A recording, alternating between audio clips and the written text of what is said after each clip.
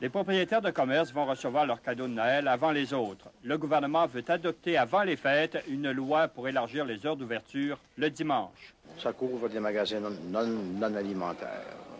Comme des Eaton, des Sears? Oui, ça couvre ces magasins-là, absolument. Donc, les grands magasins rayons, les quincailleries et les autres commerces qui ne pouvaient accommoder leurs clients le dimanche pourront le faire à compter de dimanche prochain, le 29, selon des modalités qui seront annoncées au cours de la semaine. Si on peut libéraliser les heures d'ouverture, mais c'est normal qu'on ait le volontariat pour les personnes qui sont déjà à l'emploi et pour toute autre personne qui sera appelée à travailler dans des commerces qui maintenant vont ouvrir des heures additionnelles et le dimanche. Donc le volontariat, c'est important.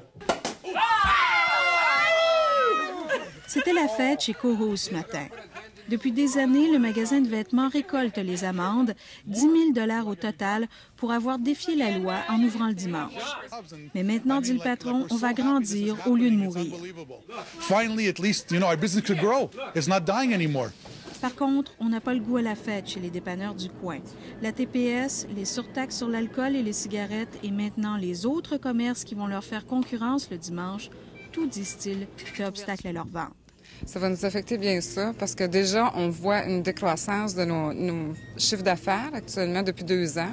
Les marchands de la Plaza Saint-Hubert n'avaient pas le temps de leur côté hier.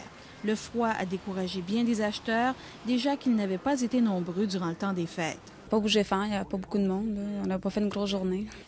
Et dans cette boutique, on n'a tout simplement pas ouvert. Ça suit le temps. Vous savez, c'est la récession pour tout le monde. C'est entendu que ça suit le temps. On ne peut pas dire que c'était bon. Ici non plus, on n'était pas ouvert et on n'a pas l'intention de le faire pour l'hiver. Ça fait des frais en plus, puis c'est vraiment pas occupé.